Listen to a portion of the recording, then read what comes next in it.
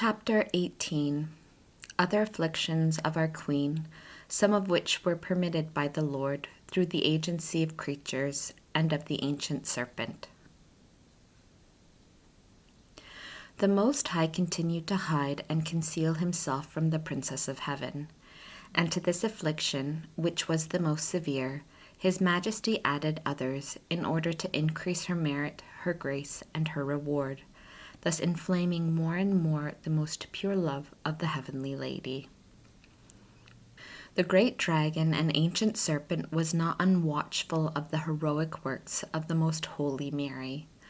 Although he could not attain to the knowledge of her interior acts, since they were hidden from his view, yet he scrutinized the exterior ones, which were so high and so perfect as to arouse the pride and indignation of that envious fiend, for the purity and the sanctity of the child Mary tormented him beyond all calculation. In his restless fury, he called a conventicle of the infernal leaders in order to consult about the matter with the higher powers of hell. He addressed them as follows: The great triumph which we have until now obtained in the world by the possession of so many souls who are altogether subject to our wills is, I am afraid and anxious, about to be undone and counteracted by a woman. We cannot make light of such a danger, for we have been warned since our creation, and afterward heard the sentence confirmed against us, that the woman shall crush our head. Therefore we must be watchful and discard all carelessness. You have already been notified of a child which was born of Anne, and is growing in age, and is at the same time distinguishing herself in virtue. I have paid careful attention to all her actions and movements, and I have not been able to discover in her the effects of the seeds of malice, which usually begin to show themselves at the dawn of reason, and at the beginning of the activity of the passions, in the rest of the children of Adam. I have always seen her composed and most perfect, without being able to incline or induce her to fall into the slightest human imperfections, which are so natural in the other children. On this account I fear, lest she be the one chosen as mother of him who is to become man. Yet I cannot convince myself of this, for she was born as the rest of women, and subject to the common laws of nature. Her parents offered prayers and sacrifices in atonement for her and their own sins, and brought her to the temple just like other women. Even if she is not the one chosen as our enemy, her childhood points to great things, and her exquisite virtue and holiness gives promise of still greater things later on. Nor can I bear the prudence and discretion with which she acts in all her affairs. Her wisdom enrages me. Her modesty irritates me, her humility annihilates me and oppresses me, and her whole behavior provokes me to unbearable wrath. I abhor her more than all the children of Adam. There is in her a special power which often makes it impossible for me to approach her. If I assail her with suggestions, she does not admit them, and all my efforts in her regard until this hour have been entirely fruitless. Hence, it is important for us all that we find a remedy, and we must make the greatest exertions, lest our power be ruined. I desire the destruction of this soul more than that of all the world. Tell me then, what means and what contrivances must we use in order to overcome her? I will certainly offer high and liberal rewards to anyone who shall accomplish her downfall. Other demons added their advice and said to Lucifer, By experience we know, O powerful chief, that to bring about the downfall of many souls, the most effective way is to make use of other creatures, and by their means we often succeed where we otherwise fail. Let us then plan and contrive the ruin of this woman in this way, first finding out the best time and the most favorable opportunity. Above all, it is necessary that we apply all our sagacity and astuteness to make her lose grace by some sin. As soon as this mainstay and bulwark of the just is lost to her, we can persecute and ensnare her in her forsakenness, and there will be no one to snatch her from our grasp, and we must exert ourselves to reduce her to despair of all remedy. Lucifer expressed his thanks for these encouraging counsels of his followers and cooperators in crime. He commanded and exhorted the most astute in malice among them to accompany him as leader in this arduous enterprise, for he did not wish to trust it to other hands. Although the demons assisted him, Lucifer himself, in person, was always at the fore in tempting Mary and her most holy Son in the desert, as well as during the whole course of their lives, as we shall see later on. In the meanwhile, our heavenly princess continued to sigh and grieve over the absence of her beloved, and thus the infernal squadron found her, when they rushed forward to begin their temptations. But the divine power which overshadowed her hindered the assaults of Lucifer, so that he could not approach very closely to her, nor could he execute all that he had intended. By permission of God, the hellish host excited in her faculties many suggestions and various thoughts of highest iniquity and malice. For the Lord did not judge it to be alien to the Mother of Grace, that she should be tempted in all things, although she was to be without sin in temptation, as was afterwards her most holy Son.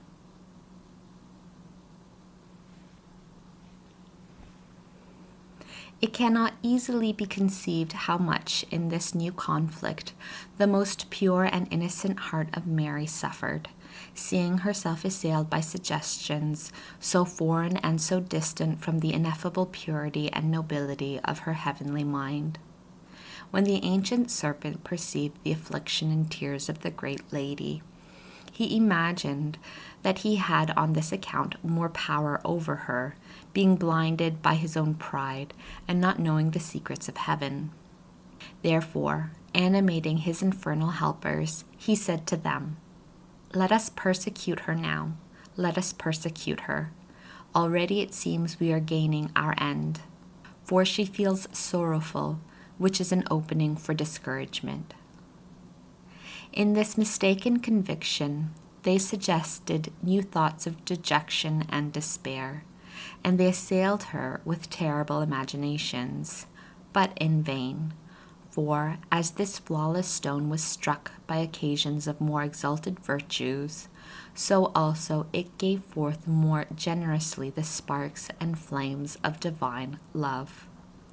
Our invincible queen was so superior to this infernal battery that her interior showed no signs of change, nor even of an understanding of such terrible suggestions, except in so far as to concentrate herself the more in the exercise of her incomparable virtues, and allow the flames of divine love, which burned in her breast, to ascend so much the higher. The dragon, though seeing her courage and constancy, and though feeling the force of the divine assistance, knew nothing of the hidden wisdom and prudence of our sovereign queen. Nevertheless, he persisted in his pride and besieged the city of God in diverse ways and several kinds of warfare. The astute enemy during this warfare often changed his engines of war, but his machinery was like the sting of a weak hornet against a diamond or adamantine wall. Our princess was that strong woman on whom the heart of her husband confidently relied, without the least anxiety lest his desires should be frustrated in her. Her adornments were fortitude, which filled her with beauty, and her vestments were purity and charity, which served her as a helmet. The unclean and proud serpent could not look upon this creature without being blinded anew in the fury of his confusion. Therefore, he resolved to take away her life, and the horde of malignant spirits began to exert their utmost powers towards this end. In this attempt, they spent some time, but with just as little success. The knowledge of this hidden mystery caused in me great wonder, especially when I considered the extremes to which the fury of Lucifer was allowed to proceed against the Most Holy Mary in her tender years, and when I beheld the hidden and vigilant defense and protection of the Most High.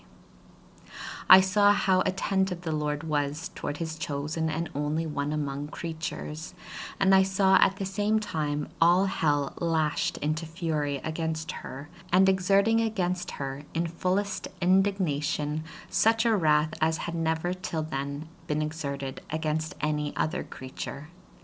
And I saw the facility with which God neutralizes the infernal power and astuteness. O more than unhappy Lucifer, how much greater is thy pride and arrogance than thy strength. Very weak and helpless art thou in spite of thy high-flown pretensions. Begin to confide less in thyself, and expect no such great triumphs. For a tender child crushes thy head and sends thee back conquered in all things and altogether vanquished. Acknowledge now that thou canst do and knowest but little, since thou wast even ignorant of the sacrament of the King. Acknowledge that his power has humiliated thee by the instrument thou hadst despised, by a feeble woman, by a child in its natural weakness. Oh, how evident would thy ignorance also become in regard to men, if they would avail themselves of the protection of the Most High, and of the example, the imitation, and the intercession of that victorious and triumphant mistress of angels and men. During these varying temptations and combats, the fervent prayers of Most Holy Mary never ceased, and she spoke to the Lord, "Now, O my Most High God, while I am in tribulation, be with me, now that I call to thee with my whole heart and seek thy justifications. Let my prayers come to thy ears. Now that I suffer such violence, wilt thou answer for me? Thou, my Lord and Father, be my strength and my refuge, and because of thy holy name thou wilt deliver me from danger. Thou wilt lead me the sure way and nourish me as thy daughter." She repeated also many mysteries of the Holy Scriptures, especially passages from the Psalms, to invoke his aid against the invisible enemies. With these invincible arms, losing not an atom of interior peace, equanimity, and resignation, but rather confirming herself more therein, she raised her spirit on high, battled with, resisted, and conquered Satan to the inexpressible delight of the Lord, and for her greater merit. After the Most Holy Virgin had successfully fought these secret temptations and battles, the serpent instituted a new conflict by means of creatures. For this purpose, he secretly kindled the sparks of envy and emulation against the Most Holy Mary in the hearts of her maiden companions of the temple. This contagion was much the harder to counteract, as it arose from the punctuality with which our heavenly princess distinguished herself in the practice of all virtues, growing in wisdom and grace before God and man. For where the prodding of ambition is, the very light of virtue darkens and blinds the judgment, and at last enkindles the flames of envy. The dragon, through his secret suggestions, persuaded these simple maidens that the light of this sun, Most Holy Mary, would obscure them and cause them to be little noticed. That, on her account, their own negligences were more clearly apparent to the priests and their teacher, and that Mary alone was preferred in the estimation and judgment of all. The companions of our Queen allowed the devil to sow this bad seed in their bosoms, for they were heedless and little experienced in spiritual ways. They allowed it to increase until it grew into a sort of interior abhorrence of the most pure Mary, and this into anger. Filled with this anger, they began to look upon and treat her with hatred, not being able to endure the modesty of that most innocent dove. For the dragon had incited them, and had already imbued the incautious girls with some of his own wrath. The temptation continuing, its effects became manifest, and the temple maidens began to plot among themselves, ignorant of the spirit that moved them. They agreed among themselves to molest and persecute the unknown princess of the world until she should be forced to leave the temple. Accordingly, they called her aside and spoke to her very sharp words, treating her at the same time very haughtily. They called her a hypocrite and reproached her with scheming to obtain the favor of the priests and of their teacher, while seeking to discredit all the other girls by her complaints and her exaggerations of their faults, whereas she was the most useless of them all and therefore deserved their hatred as an enemy.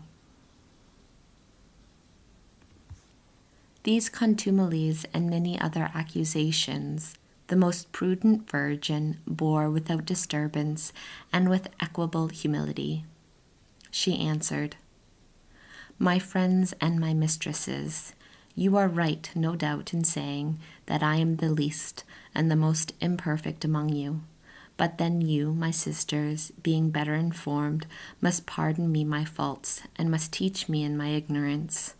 Direct me, therefore, that I may succeed in doing better and act according to your pleasure. I beseech you, my friends, not to deny me your good will, which, though I am so imperfect, I sincerely wish to merit. For I love you and reverence you as a servant, and I will obey you in all things in which you desire to make a trial of my good will. Command me then, and tell me what you wish of me." These humble and sweet reasonings of the most humble Mary did not soften the hardened hearts of her associates and companions, for they were infected by the poisonous fury of the dragon against her. Precisely on account of her sweet humility, he became so much the more infuriated, and thus turned this sweet antidote against the poisonous bite into a means of inflaming them with open wrath against her, who was the great sign in heaven. For many days this persecution continued, during which the heavenly lady sought in vain to appease the hate of her companions by her humility, patience, modesty, and tolerance. On the contrary, the demon was emboldened to inspire them with many thoughts full of temerity, urging them to lay violent hands on the most humble lamb and maltreat her, even so far as to take away her life. But the Lord did not permit the execution of such sacrilegious suggestions, and the farthest which they were allowed to proceed was to insult her by words or to inflict some blows. This quarreling remained concealed from the teacher of the maidens and from the priests, and during this time Most Holy Mary gained incomparable merits in the sight of the Almighty, because she took occasion to exercise all the virtues, as well in regard to God as also in regard to the creatures, which were persecuting and hating her. She performed heroic acts of charity and humility, yielding good for evil, blessings for curses, prayers for blasphemies, fulfilling in all things the most perfect and the highest requirements of the divine law.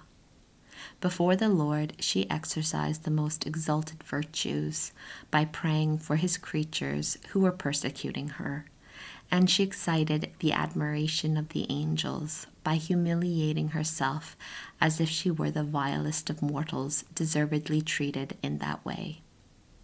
In all these things she surpassed the conceptions of men and the highest merits of the seraphim.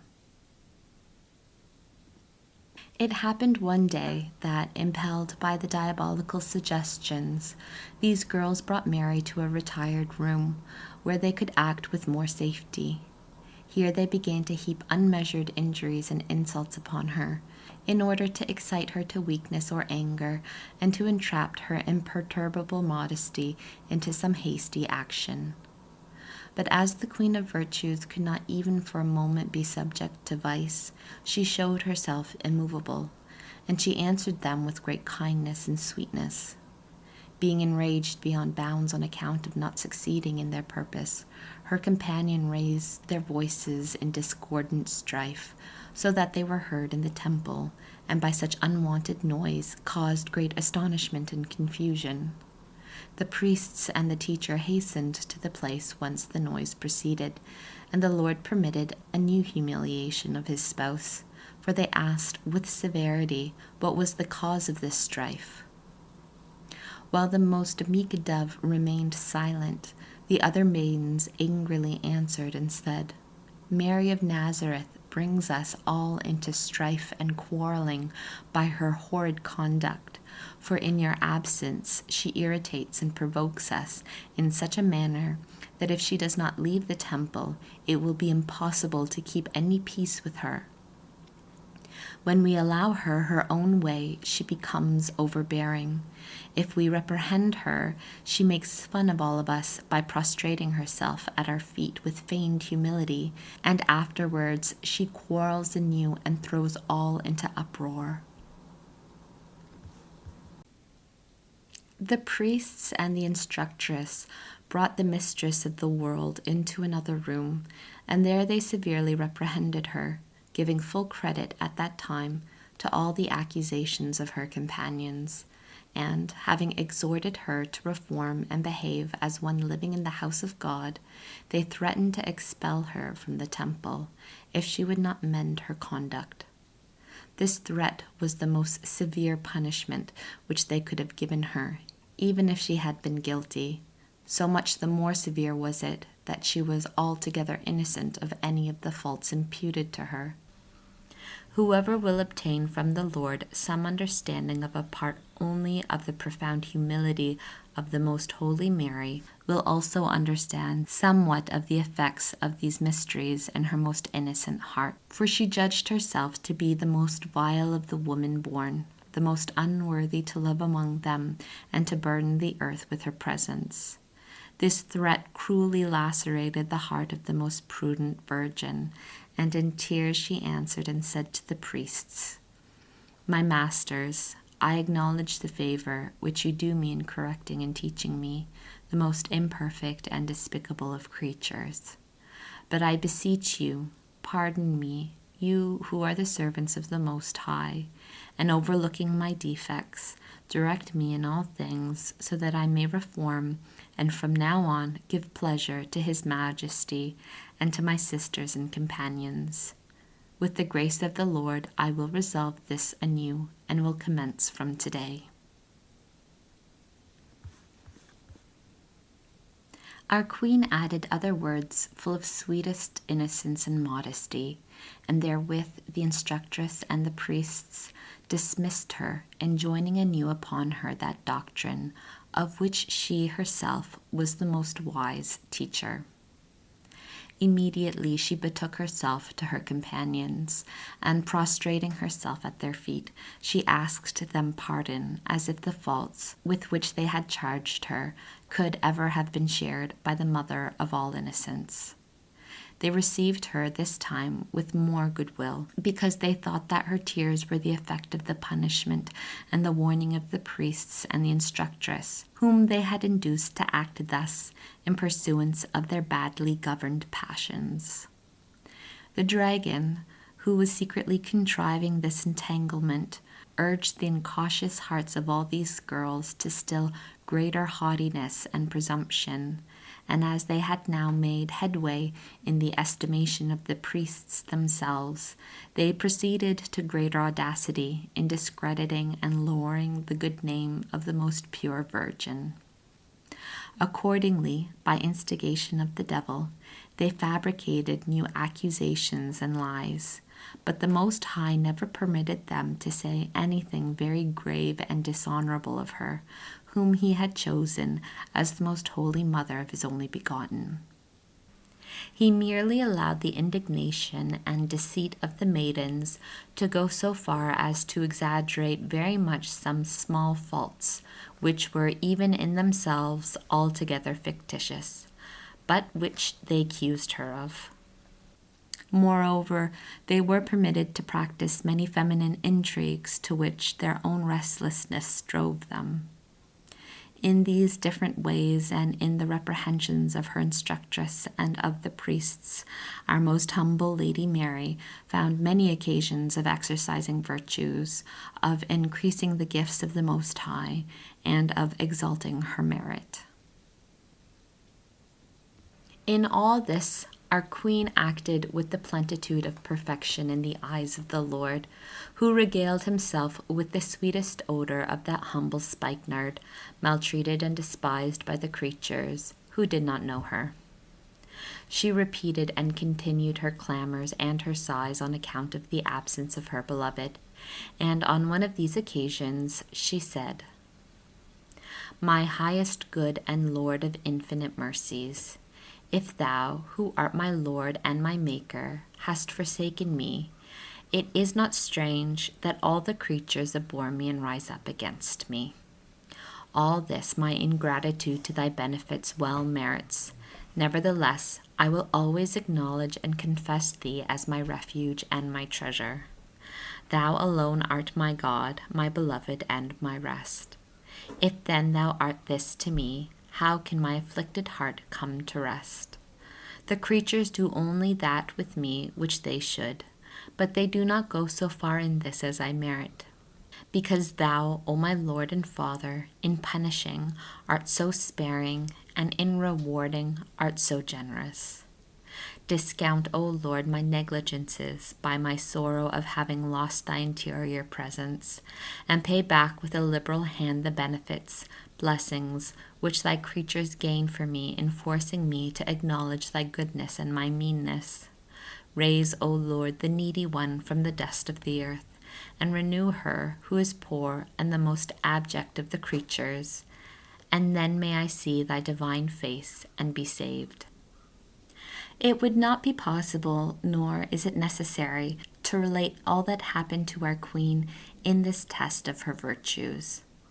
But leaving her at present therein, and considering her behavior, we will have in her a living example, teaching us to bear with exultation all the troubles, pains, and strifes which are so necessary in order to satisfy for our sins and subject our necks to the yoke of mortification. There was no sin nor any deceit in our most innocent dove, yet, in humble silence and patience, she suffered ungrounded hate and persecution. Let us then be confounded in her presence, that we should deem slight injuries irreparable offenses which must be avenged, whereas all offenses, of whatever kind, are to be held but slight by those who have God for their enemy.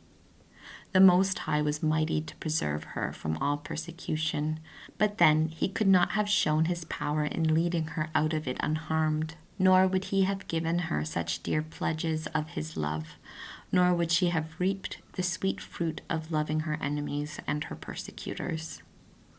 We make ourselves unworthy of such great blessings in raising an outcry against creatures whenever we are injured and our proud heart rises up against God himself, who arranges all things, for it refuses to subject itself to its Creator and Justifier, who knows what is necessary for our salvation. Instruction of the Queen of Heaven, Most Blessed Mary. Take notice then, my daughter, that the example of these events of my life should serve thee for thy instruction and direction. Treasure up this example lovingly in thy bosom, and allow it to dilate thy heart, so as to receive with joy the persecutions and calumnies of creatures, whenever thou art made partaker of such happiness.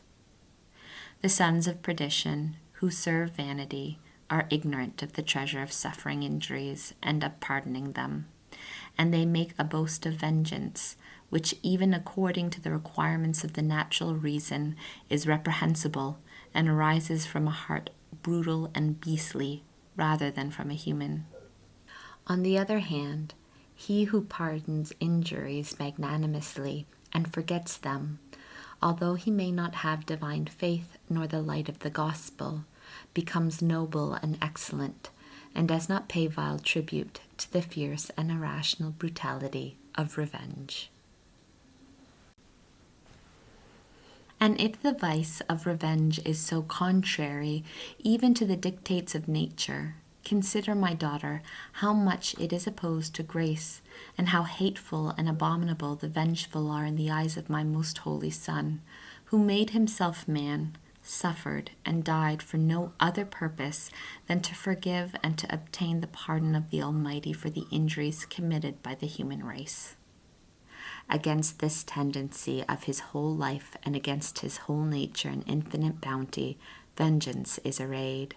As far as in him lies, the vindictive man destroys entirely, as well God himself as all his works.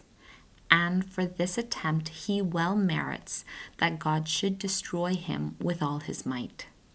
Between the person who pardons and suffers injuries and the vindictive, there is the same difference as between the one and only heir and the deadly enemy. This one provokes all the wrath of God, and the other merits and obtains all blessings, because in this virtue he exhibits a most perfect image of the Celestial Father.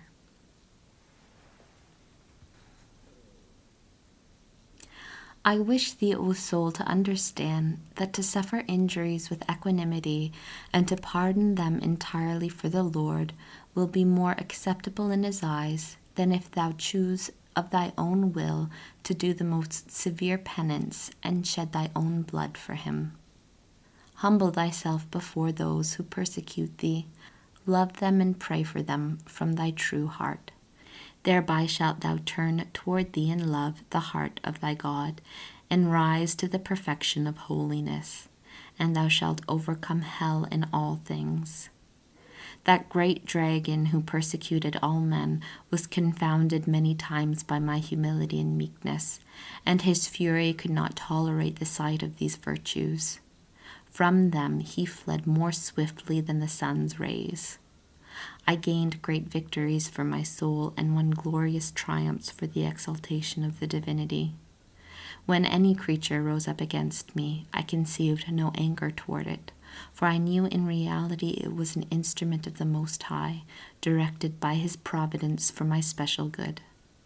This knowledge and the consideration that it was a creature of my Lord, capable of grace, excited me to love it truly with a greater fervor, and I did not rest until I could reward this benefit of persecution by obtaining for it eternal life, as far as was possible. Strive after, therefore, and labor for the imitation of that which thou hast understood and written. Show thyself most meek, peaceful, and agreeable toward those who molest thee. Esteem them truly in thy heart, and do not take vengeance of thy Lord by taking vengeance on his instruments, nor despise the inestimable jewel of injuries. As far as lies in thee, always give good for evil, benefits for injuries, love for hate, praise for blame, blessings for malediction.